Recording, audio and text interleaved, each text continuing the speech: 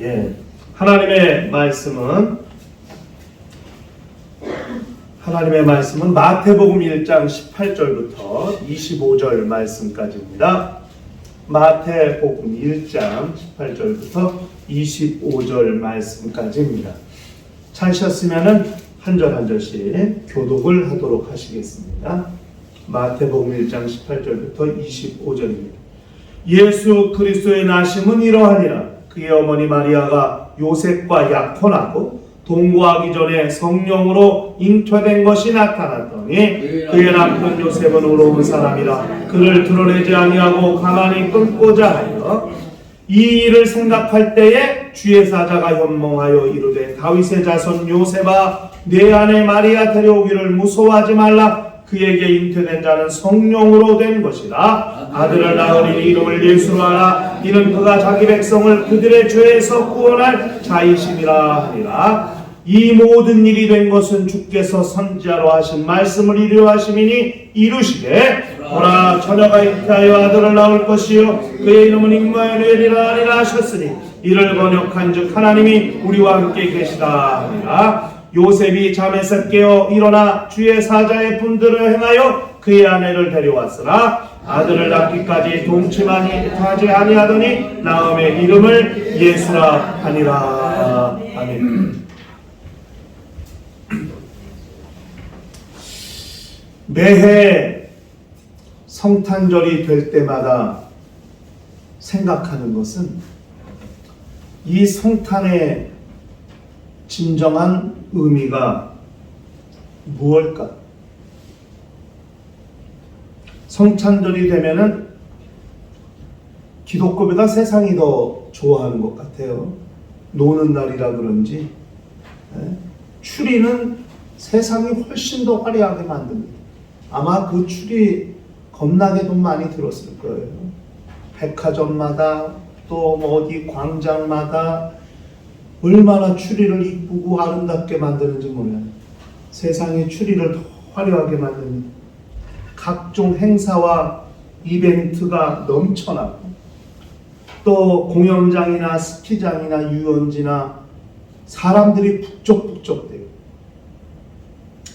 성탄의 주인공이 마치 산타클로스가 된 것처럼 산타 노래를 부르면서 징글벨 그런 크리스마스 캐롤 어마어마하죠.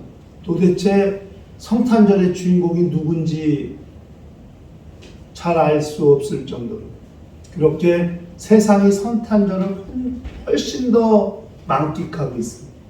성탄절에 훨씬 더 세상이 많이 즐깁니다.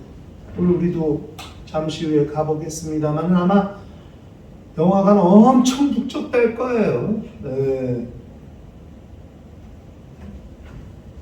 저희가 배송을 하는데 성탄절만 되면 이렇게 케이크를 편의점마다 많이 주문해요. 성탄절에 케이크를 사가는 사람이 많은가 봐요. 내가 아니 예수님 생일인데 왜 케이크 지네들이 먹나? 이렇게 생각이 들 정도로. 네? 그렇잖아요? 아니 무슨 예수님 앞에서 촛불 끄는 것도 아니고 예수님 해피 버스데이 투 유 예수님의 생일을 축하합니다 하는 사람 한 명도 없거든요. 그냥 자기네들이 먹는 거거든요. 그렇게 케이크 많이 나가요. 아주 배송할 때 짜증나요. 브레이크 잡으면 케이크 다 찌그러질까봐. 그러니까 그냥 긴장하고 한단 말이에요, 배송을. 그래서 생각을 하는 거예요. 그래서 생각하는 거예요. 이 성탄절이 도대체 무슨 날인데? 무슨 날인지는 알고 저렇게 즐겁고 기쁘고 평안하고 메리 크리스마스. 그러나 메리 크리스마스가 뭔 말인지도 모르면서 좀 아쉽고 안타깝죠. 성탄절이 될 때마다 느끼는 거예요.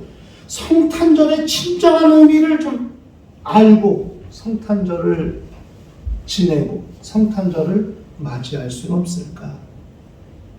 이렇게 흥청망청 즐기고 노는 문화로 일관되는 이런 성탄절의 흐름 속에서 우리 기독교회는 과연 성탄절을 어떻게 받아들일 것인가? 우리가 매해 성탄절을 대할 때마다 그런 생각을 하게 됩니다. 오늘 본문 마태복음 1장 18절부터 25절의 말씀은 마태복음에 기록된 예수의 출생 이야기를 기록하고 있습니다. 요셉의 입장에서 본문에도 천사가 이야기했지만 다윗의 자손 요셉아 내 아내 마리아 데려오기를 무서워하라. 요셉의 입장에서 기록한 예수의 출생 이야기입니다. 요셉은 다윗의 자손이죠. 마태복음은 왕으로 오신 예수에 대해서 기록했고 족보도 왕의 족보를 기록했고 왕으로 오신 예수가 이 땅에 어떻게 나셨는가를 기록하고 있는 것이거든요. 그런 요셉의 입장에서 기록된 이 마태복음 1장 18절부터 25절을 생각하면서 우리가 두 가지의 중요한 사실, 중요한 내용을 상고할 줄 알아야 됩니다. 그것을 상고하면서 성탄이 우리에게 진정 어떤 의미인가? 예수께서 이 땅에 나셨다는 것은 무엇을 의미하는가를 다시 한번 우리의 신비에 새기고 그렇게 성탄절을 보낼 수 있으면 좋겠다 생각이 듭니다. 본문에서 말씀하고 있는 첫 번째 중요한 사실은 뭐냐면 요셉의 순종입니다. 요셉은 개역 성경에는 정혼했다 그랬지만 이 개역 개정은 약혼했다 이랬어요. 약혼녀가 임신을 했다는 거예요. 말이 안 되는 거거든요. 그 당시 사회적 풍토로 처녀가 잉태했으면 돌에 맞아 죽어야 됩니다. 왜? 부정을 저지른 거니까. 그렇죠? 결혼하기 전인데 어떻게 남자를 알았고 남자와 관계를 맺어서 아이를 임신한 거기 때문에 이거는 성경에 용납할 수 없는 죄입니다. 돌에 맞아 죽어야 됩니다. 요한복음에 그렇게 가늠한 여인을 향하여 돌로 치려고 군중이 그렇게 몰려들었던 것 우리 다 잘 아실 겁니다. 근데 예수께서 죄 없는 자가 먼저 돌로 치라 말씀했고 죄 없는 자가 없기 때문에 하나둘씩 피하여 집으로 돌아갔어요.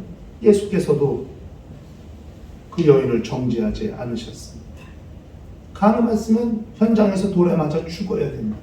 간음했기 때문에 또는 부정한 관계를 맺었기 때문에 임신한 거 아니겠어요? 그런데 자기 약혼녀가 임신했다는 소식이 들렸어요. 얼마나 속상하고 얼마나 화가 났겠어요. 그런데 요셉은 이거 결혼 파해야 되겠구나. 결혼 파기해야 되겠구나. 약혼 깨야 되겠구나. 이렇게 생각을 했어요. 그런데 아마 다른 사람 같았으면 아마 그 약혼녀 집에 찾아가서 난리를 쳤을 거예요. 아마 동네방네 소문이 다 났겠죠. 그러면 마리아의 인생은 끝나는 거예요. 진짜 돌에 맞아 죽어야 되는 거예요. 그런데 요셉은 그렇게 하지 않고 성경에 가만히 끊고자 해요. 조용히 일을 마무리 지으려고 생각을 하고 있었어요. 어떻게 이 일을 조용히 마무리할까? 자칫하면 자기도 손해볼 수 있죠. 또 약혼녀의 집안은 사회적으로 소외될 뿐 아니라 약혼녀는 매장당하는 건 죽어야 하니까 이걸 어떻게 하면은 조용히 마무리할 수 있을까 고민하고 있었다. 성경에 그런 요셉을 향하여 요셉은 의로운 사람이라 이렇게 돼요. 의롭다는 말이 정의롭다는 말이 아니에요. 정의롭다면은 아마 우리가 생각하는 정의면 찾아가가지고 율법대로 행했겠지. 돌로 쳐서 죽였겠지요. 그런데 여기서 말하는 의롭다는 말은 신의 법에 순종한다는 것입니다. 그렇기 때문에 천사가 현명하여 내 아내 마리아 데려오기를 두려워하지 말라. 그에게서 날 자는 성령으로 잉태된 자. 그러므로 아들을 낳은 이름을 예수로 하라 하는 천사의 계시를 듣고 순종한다. 요셉의 신앙이 훌륭한 것은 정말 사람의 생각으로 이해가 되지 아니하고 용납할 수 없는 현실이고 상황인데도 불구하고 하나님께서 천사를 통해서 하라 명하실 때에 하나님의 말씀에 거부하지 아니하고 그 말씀을 순종했다고 하는 요셉의 순종이 결국 예수가 이 땅에 나시게 되는 결정적인 계기, 결정적인 역할을 하게 되었다는 겁니다.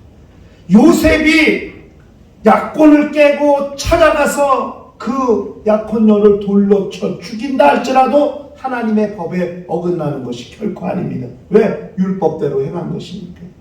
그런데 그런 요셉의 생각하고 봤을 때 하나님은 요셉을 말리셨습니다. 그렇게 하지 마라. 요셉은 천사의 말을 듣고 순종하는 거예요. 그래서 아내를 데려왔어요.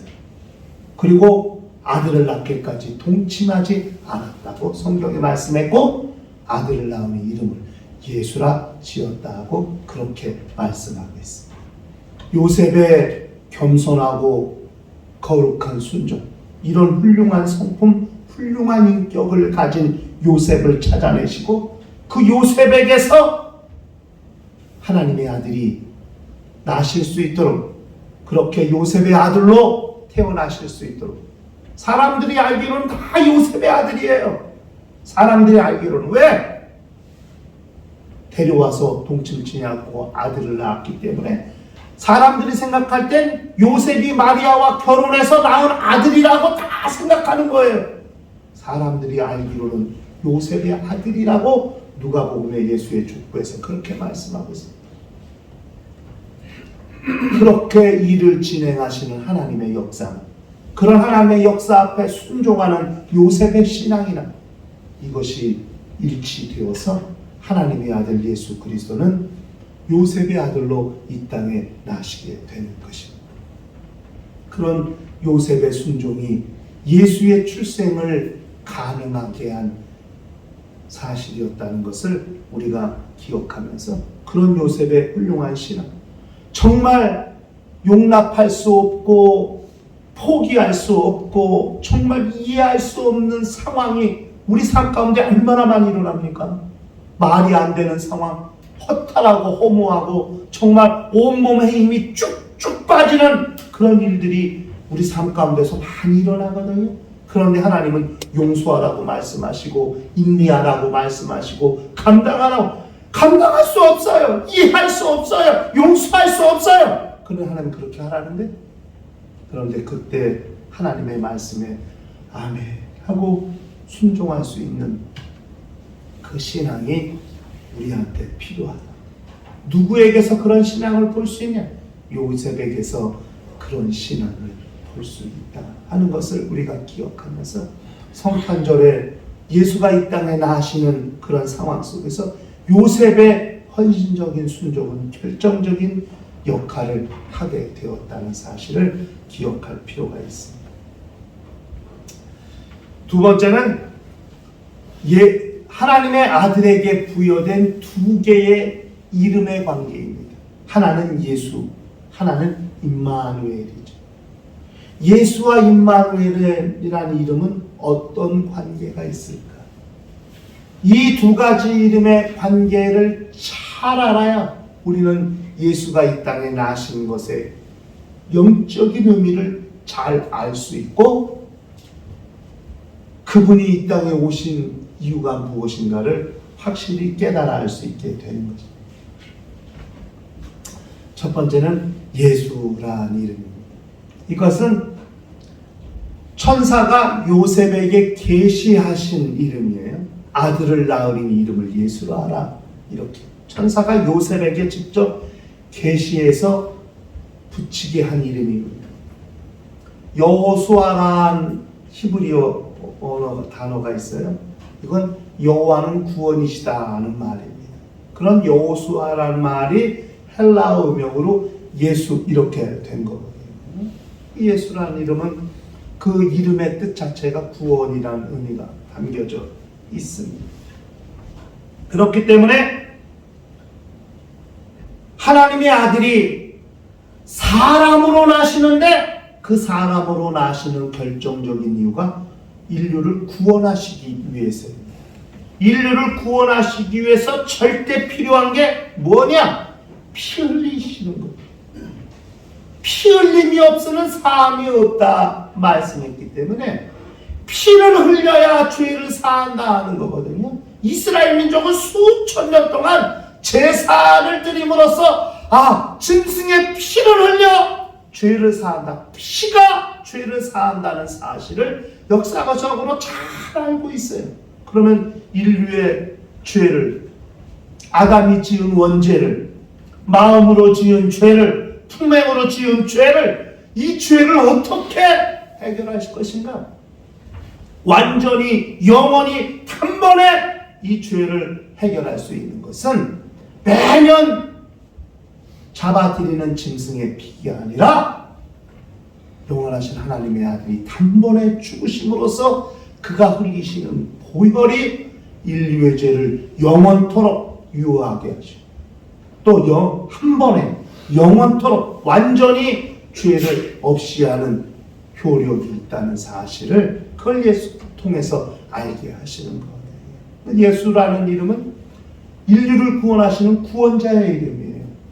하나님의 아들이 사람으로 나셨을 때 사람의 아들로 나신 하나님의 아들에게 붙여진 이름이 예수입니다. 그는 인류를 구원하시는 자로서 그 사역을 감당하시는 자로서의 그 이름을 예수라 이렇게 붙여주신 거거든요.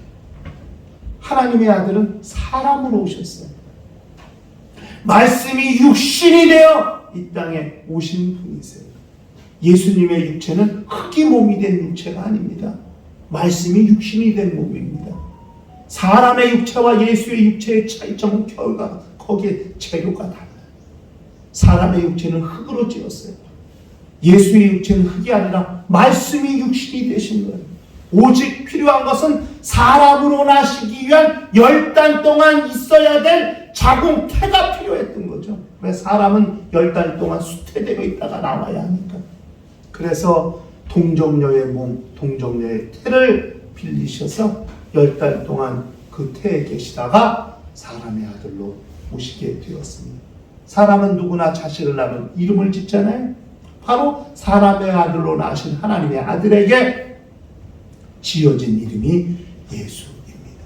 그 예수라는 이름은 자기 백성을 죄에서 구원할 자, 죄에서 구원하실 분, 피 흘리셔서 죄에서 구원하실 분, 그분이 예수입니다. 그러니까 성탄절이 뭐냐?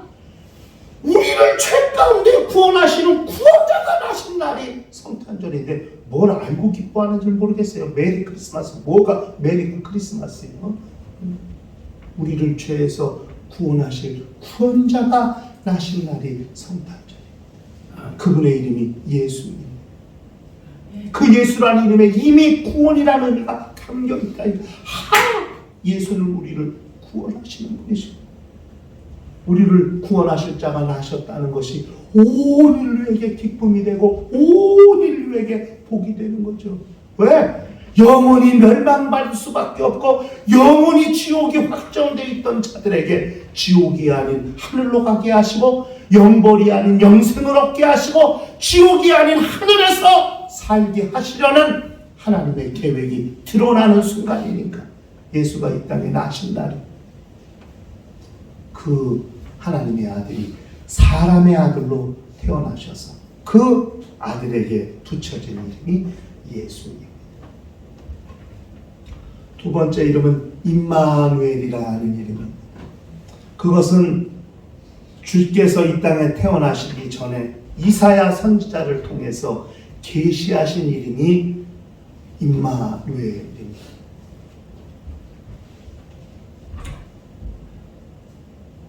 성경에 이 모든 일이 된 것은 주께서 선지자로 하신 말씀을 이루려 하시니 이르시되 보라 처녀가 잉태하여 아들을 낳을 것이요 그의 이름은 임마누엘이라 하리라 하셨으니 이를 번역한즉 하나님이 우리와 함께 계시다 함이라. 여러분, 예수가 임마누엘이 아니시면 사람들은 예수를 사람으로만 생각하는 거예요. 그저 요셉의 아들로만 생각하시는 거예요. 그런데 그분이 임마누엘이시기 때문에 사람이시지만 하나님의 아들, 하나님이시라고 생각하고 하나님이시라고 믿을 수 있는 것이죠. 그가 사람으로서 인류를 죄에서 구원하셨지만은 구원한 인간을 저 하늘로 옮기시는 일은 임마누엘이시기 때문에 하나님의 아들이시기 때문에 가능한 일이지 사람으로서 가능한 일이 아니잖아요. 임마누엘은 하나님의 아들이신 분에게 붙여진 이름입니다. 예수는 사람의 아들이신 이에게 붙여진 이름. 그래서 예수는 참 사람이시고 참 하나님이 되시는 분이시죠. 참 사람이신 분에게는 예수, 참 하나님이신 이에게는 임마누엘이라는 이름을 더해 주심으로써 예수가 사람이시면서 하나님이신 분이는 신인 양성, 신이시면서 사람인 신인 양성 두 개의 성을 가지고 계신 분이시라는 사실을 예수의 이름을 통해서, 임마누엘이라는 이름을 통해서 확인하게 하시고 그를 그렇게 하나님의 아들로 믿게 하셨다는 사실을 우리가 기억할 필요가 있습니다. 사람이시지만 하나님이신 분. 예수는 사람이시지만 참 하나님이신 분이시다. 그가 사람이실 땐 예수라는 이름을, 그가 하나님이실 때는 임마누엘이라는 이름을 가지심으로써 하나님이시면서 동시에 사람이신 분. 그래서 사람으로서 인류의 죄를 구원하셨고 하나님으로서 구원한 인류를 하늘로 옮기시는 분이 되시는 것이다 하는 것을 그걸 우리가 잘 알아야 되는 거예요. 그러므로 성탄이라는 것이 세상 사람들에겐 축제요, 기쁨이요, 노는 것이요, 즐기는 것이지만은 우리 예수 믿는 신앙인들에게 우리를 죄에서 구원하신 분이 출생하신 거고 마침내 우리 영혼을 저 하늘로 옮기시는 분이 출생하신 날이라는 사실을 그걸 기억할 필요가 있는 거죠. 이 두 가지 이름을 통해서 인생이 180도 인생들의 삶이, 인생들의 상황이 역전된다는 사실을 그걸 알 필요가 있습니다. 이것이 우리에게 얼마나 기쁨이고 얼마나 복인가. 아들을 낳으리 이름을 예수라라. 이는 저가 자기 백성을 그들의 죄에서 구원할 자이심이라 하고 말씀합니다. 그 이름을 임마누엘이라니 이는 하나님이 우리와 함께 계시다 함이라고 성경에 말씀해 주셨습니다. 죄에서 구원하시는 분의 이름이 예수, 우리와 함께 하시는 하나님의 이름이 예수, 임마누엘. 그래서 예수는 구원자시오, 임마누엘은 인생과 함께 하심으로써 영원히 그 인생들과 함께 하시기 위해서 당신이 계신 그곳으로 우리를 초청하여 들이시고 마침내 아버지 집에서 영생 공락을 누리게 하시는 분이라는 사실을 우리가 기억할 필요가 있습니다. 성탄절은 예수라는 이름을 통해서, 임마누엘이라는 이름을 통해서 완전하고도 온전한 성일로 기억될 수가 있어야 되는 것이죠. 그저 성탄절 예수께서 이 세상에 태어나셨다는 것으로, 그저 막연히 세상이 기뻐하니까 함께 기뻐만 하는 것으로 끝나지 마시고 예수라는 이름이 의미하는 바가 무엇인지, 또 하나 그에게 부여된 임마누엘이라는 이름이 있다는 사실을 기억하시고 사람으로만 끝나지 아니하시고 하나님이신 그분으로 여전히 존재하고 계시다는 사실을 그것을 기억하면서 하나님의 아들이 예수요 임마누엘이요, 우리를 구원하시는 구원자시요, 우리를 하늘로 인도하시는 구세주시요, 그것을 기억함으로써 그렇게 우리 모두가 다 매년 성탄절을 맞이할 때마다 예수가 기억나야 되고 임마누엘이 기억나야 돼. 죄에서 구원하신 그분이 기억나야 되고 우리를 하늘로 옮기시는 그분이 기억나야 되고, 그러므로 영원히 지옥이 확정되었던 나에게, 하나님과 원수됐던 우리에게 임한 이 엄청난 복이, 이 엄청난 하나님의 사랑이, 이 엄청난 하나님의 은혜가 우리의 신앙을, 우리의 믿음을, 우리의 영혼을 거룩히 구별하고, 또 그렇게 하나님께서 주시는 거룩한 기쁨이 진실로 우리에게 충만해야죠. 기뻐하세요. 그러니까 뭘 기뻐할 줄도 모르면서 그래 기뻐하라니까 그냥 기쁘다고 기뻐 이렇게 할 게 아니라 정말 우리는 기뻐해야 되는 거죠. 우리 영혼이 살았을 뿐 아니라 우리 영혼이 하늘로 갈 수 있는 길이 열렸다는 것. 예수와 임마누엘은 이름을 통해서 하나님이 하시는 일이 구체적으로 계시가 되었고 우리에게 알게 하셨다는 사실을 기억하면서 일평생 예수 임마누엘 그 두 개의 이름이 우리에게 은혜가 될 뿐 아니라 믿음이 될 뿐 아니라 생명이 될 뿐 아니라 우리의 소망이 됨으로써 우리 영혼이 구원받은 사실로 인하여 감사하고 우리 영혼은 하늘로 가게 되었다는 사실 때문에 기뻐하고, 그렇게 자기의 영혼을 구별하고 자기의 영적 생활을 관리할 수 있는 거룩한 심령과 가정과 교회가 되시기를 주의 이름으로 축원합니다. 지금 다 같이 통성으로 기도하실 때 예수 우리를 구원하시고 임마누엘 우리를 영원히 살게 하시오니, 예수가 이 땅에 나신 날 예수와 임마누엘이라는 이름을 통해서 우리 영혼이 얼마나 하나님의 복을 누리고 사는가를 실감하며 하나님께 감사하며 우리의 믿음이 일평생 유지될 수 있도록 다 같이 통성으로 기도합니다. 하나님 아버지, 우리 모든 심령을 기억하시고 역사하여 주시옵소서. 주의 은혜가 모든 심령에 가득하고 충만하게 하시며 우리 하나님의 생명에 풍성하게 도와주시옵시고 주의 영광이 넘쳐날 수 있도록 역사하시고 인도하여 주시옵소서. 하나님 아버지, 예수라는 이름을 통해 우리를 구원하시는 자의 출생을 알게 하시고 임마누엘이라는 이름을 통해서 우리를 영원히 살게 하시는 하나님의 놀라운 역사를 알게 하셨사오니, 예수의 이름이 우리에게 믿음이 되게 하시고 임마누엘이라는 이름이 우리에게 소망이 되게 하시며, 그렇게 자기의 영혼을 구별할 뿐 아니라 자기의 영혼을 관리할 뿐 아니라 일평생 그렇게 구원받고 하늘의 소망을 품고 사는 거룩한 성도의 삶이 이어지고 계속 유지될 수 있도록 역사하여 주시고 인도하여 주시옵소서. 주의 영광이 충만하게 하시며 우리 하나님의 생명이 풍성하게 하시고 주의 영광이 가득할 수 있도록 역사하여 주시며 주께서 기억하시는 거룩한 은혜가 충만할 수 있도록 인도하시고 역사하여 주시옵소서. 주께서 우리 모두를 성령으로 한동하시고 함께하여 주시며 우리 하늘의 신령한 은혜와 그 생명이 충만할 수 있도록 역사하여 주시고 인도하여 주시옵소서. 주께서 함께하시고 은혜 베푸시기를 간절히 빌고 원하오니, 우리 모든 심령과 가정과 온 교회가 정실로 성탄의 기쁨과 그 성탄의 복과 성탄의 은혜를 누리는 거룩한 심령들이 될 수 있도록 역사하시고 인도하여 주시옵소서. 주 예수 이름 받들어 기도하오나이다. 하나님 아버지, 아들을 낳으린 이름을 예수라 하시고 또 선지자를 통해서 그 이름을 임마누엘이라고 계시해 주심으로써 인생을 구원하실 뿐 아니라 영원히 함께 하시려고 하늘로 옮기시는 하나님의 놀라운 사역을 알게 해 주셨사오니, 예수 이 땅에 나신 날 예수 이름의 능력이, 임마누엘의 능력이 모든 심령과 가정과 교회에 충만할 수 있도록 역사하여 주시옵소서. 죄에서 구원받은 기쁨을 누리게 하시고 또 영원히 하늘에서 살게 하신다는 소망을 가지게 하셔서 일평생 자기의 영혼을 관리하며 영적 생활을 유지하는 심령과 가정과 교회가 되게 하여 주시옵소서. 주 예수 이름 받들어 기도하옵나이다.